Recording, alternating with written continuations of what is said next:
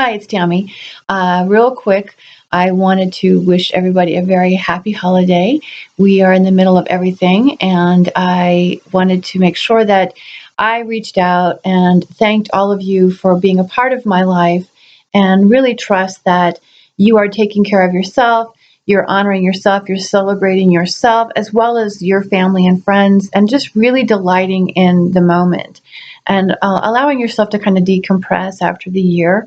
So again, blessings to everyone, and I trust that you will find this coming week, as the weeks before, as honorable as they can be for you and your loved ones. The other thing I wanted to give to you is an offering of some more information, because it is my intention always to make sure that people actually get the gift of wellness, regardless of where you are. In your world, health-wise, the gift of wellness is probably the greatest thing that you could give yourself, because our health is our wealth. So I wanted to kind of talk about a couple of different things. One of the ones that's been on my mind is in the area of a dry cough. Not a productive cough that we tend to associate with colds and flu or allergies, but just a real dry, problematic cough that just doesn't ever seem to go away. I've had several new clients contact me over the last few weeks, and two cases in particular come to mind. One person is taking a statin. Another person has a family history of Parkinson's. And interestingly enough, both these people are dealing with a problematic cough for years now. The person taking the statin, well, statins, it sounds like two very different scenarios, but the statin actually reduces the cholesterol production, right? Because that's the whole point to it, is to lower our cholesterol. And in doing so, it has an effect on the way the body utilizes coenzyme A, which is a precursor for and used in different areas. One of the areas is acetylcholine. But the way it works against the coenzyme A, it actually stimulates a higher production of acetylcholine. And acetylcholine is a very important neurotransmitter. Yet when it becomes too high and the cholinergic receptors become aggravated or too excitable as a result of too much acetylcholine getting in, believe it or not, we can develop a cough.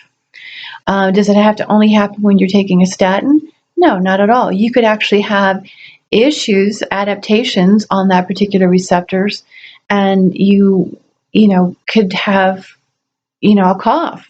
And so that would be a way of identifying that there's an imbalance with the acetylcholine. Believe it or not, they actually have an acetylcholine test where they spray an aerosol of acetylcholine into the throat, and they monitor how quickly you cough and if it even aggravates you. And if so, that's a thought. That's rather an indication that those receptors are overactive and needing to kind of be inhibited, because again, we are always looking for balance. And believe it or not, the way they have actually determined how to inhibit the cholinergic receptors is through the study of plants and helping to relieve that and relax that.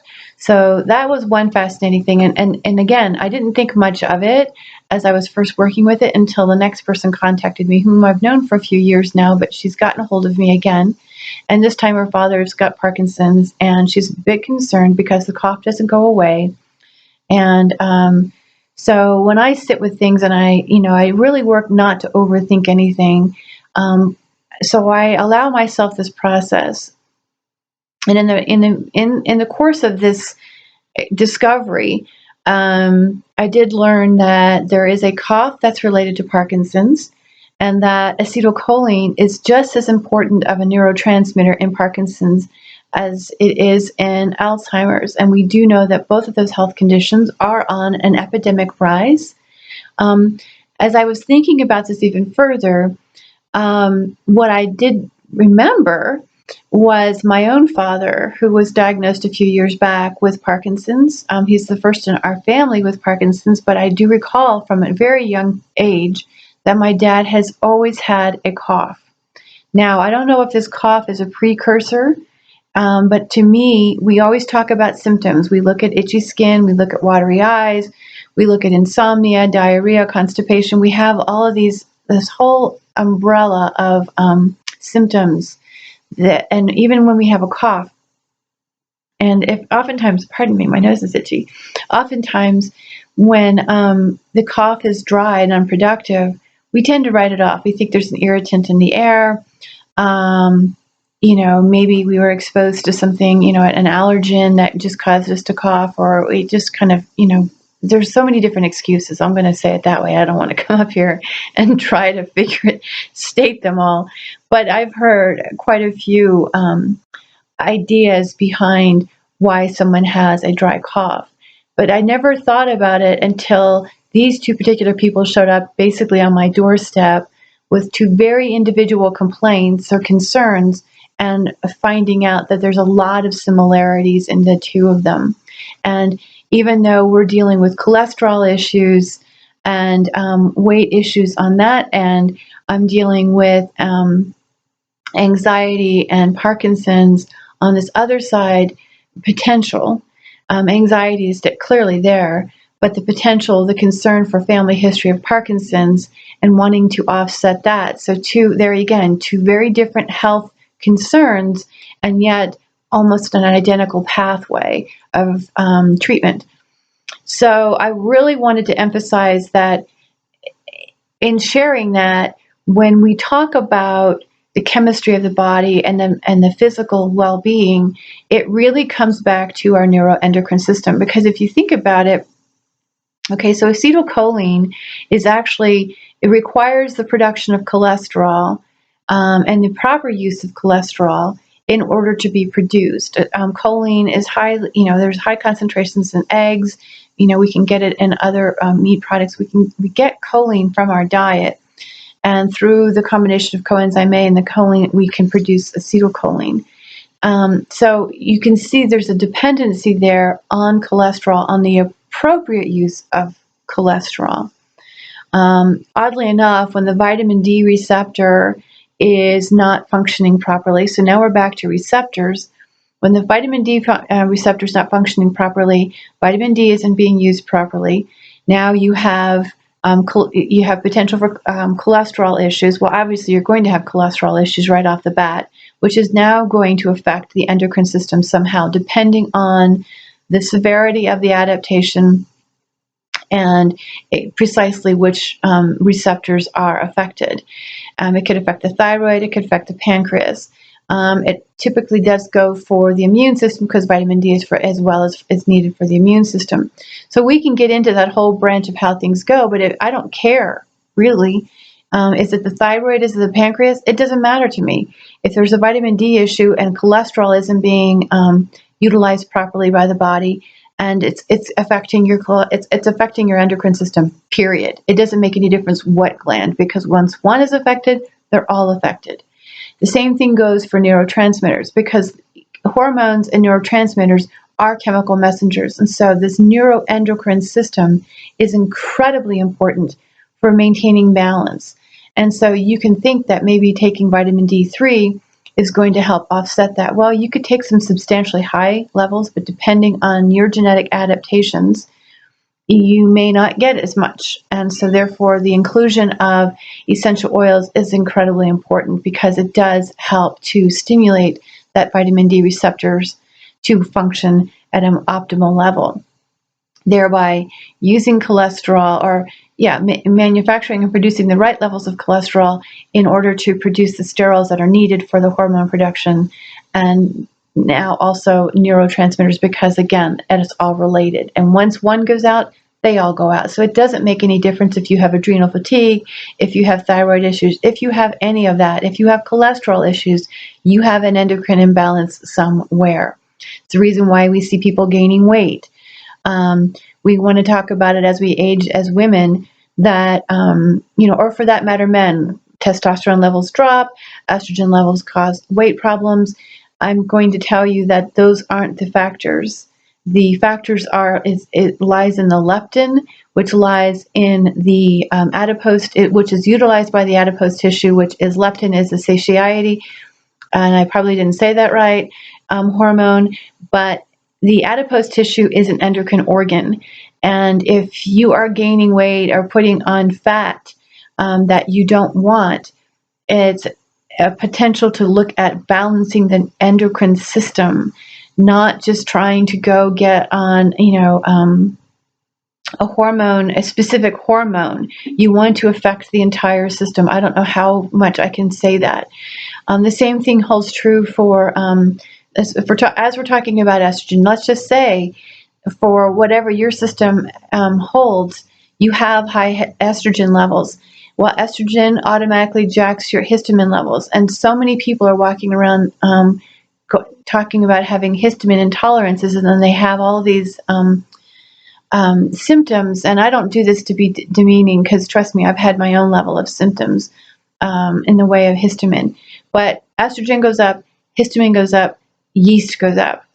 And any one of those would cause somebody to be overly anxious, highly excitable, and it's really necessary to understand that if you actually go back in and help to regulate the neuroendocrine system, you don't need to go on anxiolytics. You don't need to, have that next drink, because believe it or not, that next drink is going to jack your histamine and your yeast levels. So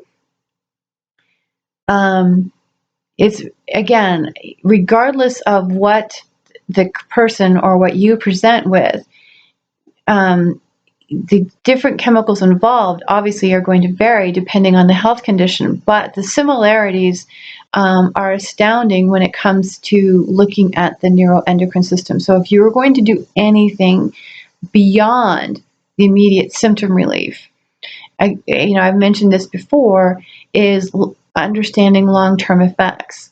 So there's the symptom relief. We also want to deal with long-term effects, and we also need to know that as we go in and say, for instance, adjust a particular hormone or a particular neurotransmitter or any chemical messenger for that matter, as you're working with one, you have to remember that you're going to, once you bring one into balance, the rest of them are going to start to fall into place. So needless to say, you have a shift in chemical balances. That's important to know, because you're going to have to continue to regulate. Now, this doesn't mean a lot of work. This just means constantly checking in is all it means. And making adjustments to your diet, making adjustments to your supplements, making adjustments to any chemical that you're exposed to. Because just because we take our wellness back into our own hands doesn't mean that it's all said and done, because you're constantly being exposed to things. So if you go in and use an essential oil, you don't want to keep using the same oil, because at some point you're going to reduce the histamine, you're going to lower your estrogen, you're going to eliminate the overgrowth of yeast, you're going to help restore balance to serotonin, dopamine, acetylcholine, whatever we're talking about. But as you do one, the rest of them have to fall into place. So now you have alterations that are going to need to be made. So back to the acetylcholine, because the cough is a really important thing. We have these symptoms. The dry cough is an imperative one to be paying attention to. And now that I've been finding people, or I should say people have been finding me with these cough, and I never even saw that one coming. I'm finding it necessary to really impress upon people that if you have a cough, no matter what your health condition is currently, it's important to get that assessed. I don't want to go checked and go on a medication. I want to say get it assessed. Understand that if you're not sick and you're not taking any antibiotics, and you're ruled out of any particular infection, and it's just a dry, nagging cough that's going on and on and on, not one that's just kind of cropped up, but if it goes on for a while, it's a pretty good indicator that there's a possibility of acetylcholine imbalance.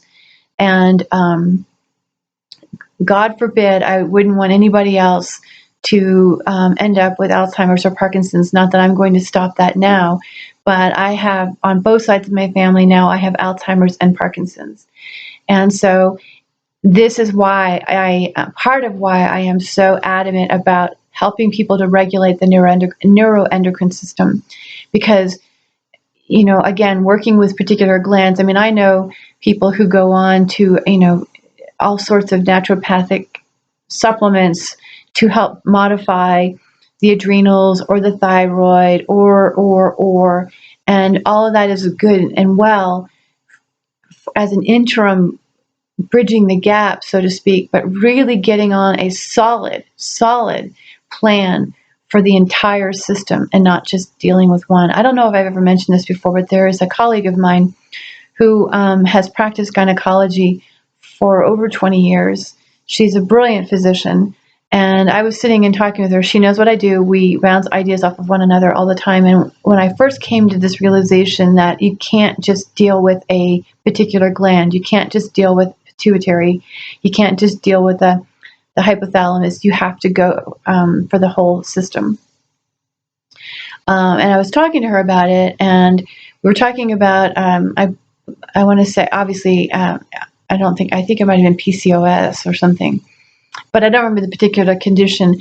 But what I do recall was mentioning to her that I felt it was necessary to go for the whole endocrine system and not just piecemeal it. And her response was 2 thumbs up. This is what you want to do. You really want to make sure that you go for the endocrine system, not just a particular gland. So, again, regulating the cholesterol, and we know how to do that nutritionally. I am a big believer in if you can regulate the body altogether, you don't have to be so cautious with your diet, but if you can begin to reduce your cholesterol nutritionally, keep the triglyceride levels down, that means refined carbohydrates out of the picture until you get your B complex in there. Vitamin Bs are necessary for carbohydrate metabolism.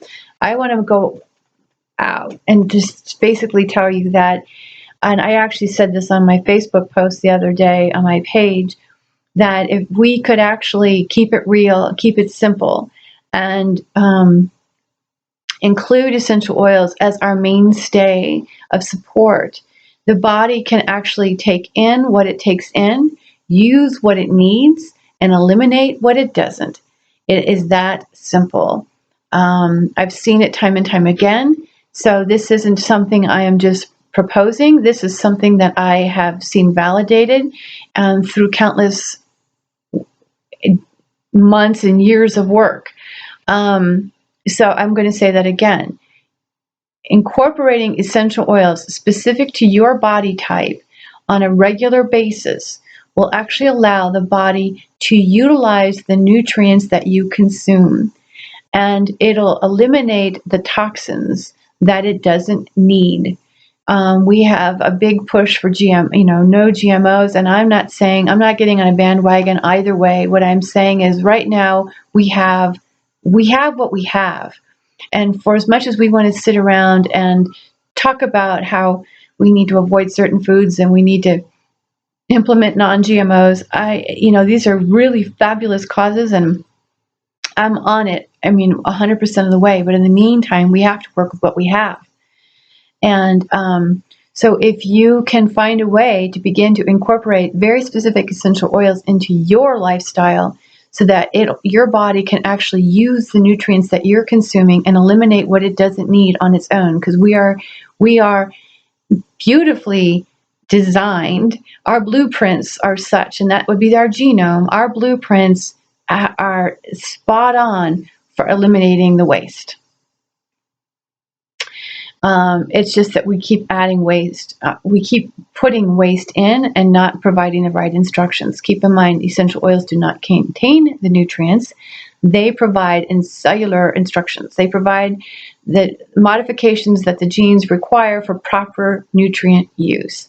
Through proper nutrient use, the body can now do what it's designed to do. So, like I said, when it comes to regulating the neuroendocrine system, a great start would be to get your digestive system in tow. Get it on board. Get some vitamin Bs into you, because the vitamin Bs are necessary for carbohydrate metabolism. We do need carbohydrates because the carbohydrates are broken down into various sugars that the body begins to pair with fats and proteins for tissue development, as well as chemical messenger production. So they are absolutely necessary. We were given these foods for our for the preservation of our species, so that we can actually thrive. But you have to give the body the right instructions. So I started off the top of this with talking about acetylcholine in a cough and paying attention to the symptoms. That is a very important thing to recognize. As long as an infection has been ruled out and you are not dealing with, that you're aware of cholesterol issues, or you're kind of borderline, really getting the digestive system in line, dealing with it nutritionally, getting those vitamin Bs in there, and getting on board with some kind of essential oil regime. Not just one or two, and not 15, folks. We don't need a lot of essential oils. If you did, 3 to 4 at a time, blended, you would actually do your body a world of good, supporting that vitamin D receptor. So I often get questions about what kind of essential oils. And again, it's very difficult to just start spouting off essential oils, because I don't know what you have. I don't know what you're living with. I don't know what your family has. So I can only make some suggestions. And another ones I've talked about, particular, for estrogen and histamine. In this case, I'm going to talk about acetylcholine, and then it's real simple. You want to make sure that if you find that you have a dry cough, you can use something like petitgrain. You can use rosemary verbone. Another one would be myrrh, and another one would be hop. You could use a combination of those. Those have the qualities in them that are needed to stop that cough and begin to help appropriate the cholesterol, so that the neurotransmitters can start to find their way. Again, I can't get into a lot of specifics, simply because everybody has their own presenting conditions. So it's really good idea to get in touch with me. That way I can assist you more specifically. But again, I'm going to say rosemary verbone, petitgrain, hop, and another one would be chamomile romaine. These all have qualities in them that would be very, very beneficial to helping to relieve the cough, and helping to regulate the acetylcholine to where it's needed. So if you have any questions, comment below, contact me directly. And until then, have an absolutely blessed holiday season to the end of the year. And I thank you from the bottom of my heart. This really is for you. And if you have any questions, I look forward to hearing from you. Until then, be well. Talk to you soon. Bye.